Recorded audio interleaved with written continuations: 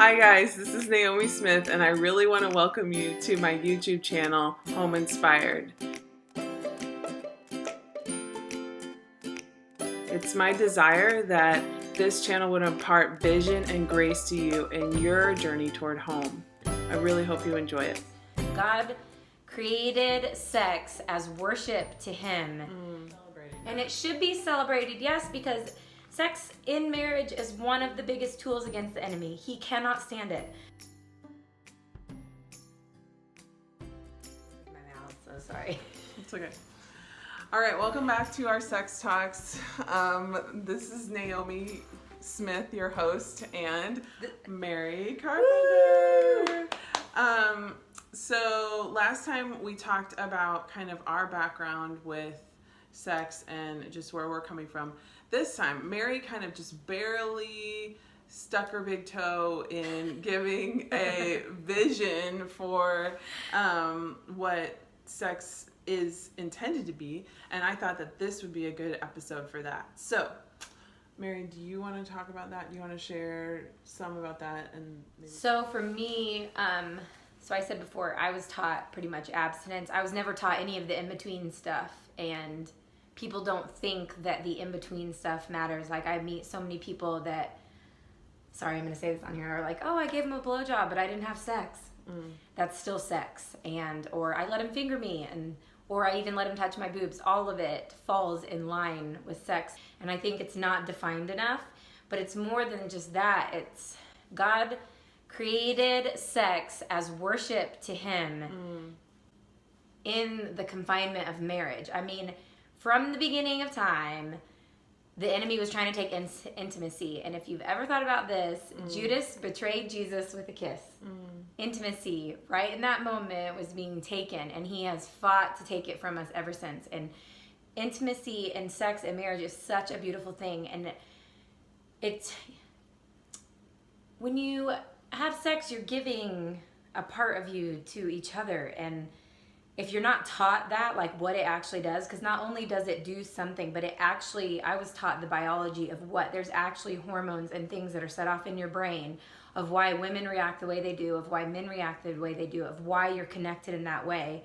And it should be taught that, oh my God, do you know what a beautiful gift to give your whole self, every part of you, to your husband or to your wife on their wedding day? Like, that is not only worship against, but it's one of the biggest fights against the enemy. It's one of the most beautiful things you could ever give another human being, is all of you. And I don't think that is talked about enough. Like, purity is an all-encompassing, not only do I want to abstain from sex, but I want to abstain from all sexual activities, and I want to worship the Father with my body. Not just my mind and my heart, but with my body for the way He intended it to be. It's good.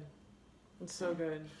And I think that just observing the church kind of from an adult coming in as an adult, I think that I've just noticed that there's this kind of divorce in a lot of streams of the church between our body and our spirit. So we like to talk about our spirit and maybe our soul even, like we're kind of getting into that now with like emotions and different things like that, and that's great. But like our bodies, like God is not a spirit good, material world bad kind of God. That's not, He created everything. He rightfully owns everything. So as Mary said, it's like when we consecrate our bodies to Him in the way that He has called us to, that is worship.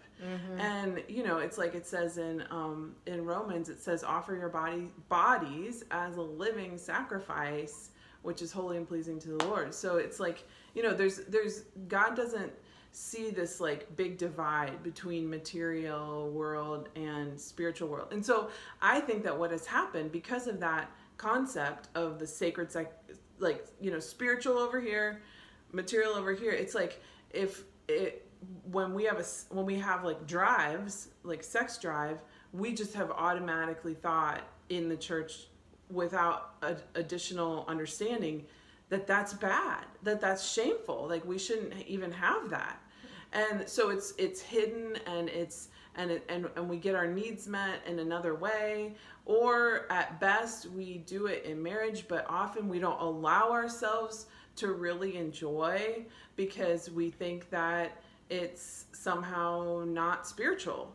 But like what Mary said, it is spiritual. And do you know the Jewish people, when you used to get married, they would put up this big sheet and they would have sex in the middle of the party, like the couple, and then they would hang the bloody sheet and everybody would celebrate it.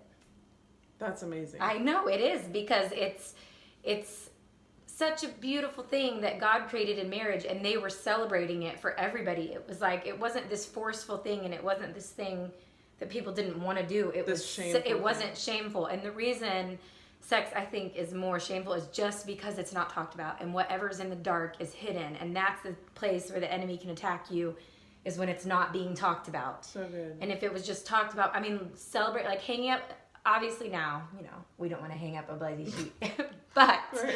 in reality, that's like such a beautiful thing that as two families, it was like this, I had it described to me one time as it was like these two families realizing, oh, we're together, not just, they just made each other one, but our families, it's everything. It's combining of spirit, body, and soul. And it's celebrating. And it should be celebrated, yes, because sex in marriage is one of the biggest tools against the enemy. He cannot stand it. Think of all the perversions of sex in our world, and imagine what healthy marriage sex does against the enemy. That is like worship to the Father's ears. Yeah, so good. So get your worship good. on. Come on.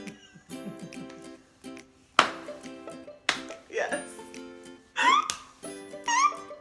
That's good for all you married people. Yeah. That's awesome. I love you. You're just the best. Okay, I think that's enough for this episode. Bye. Get your worship on.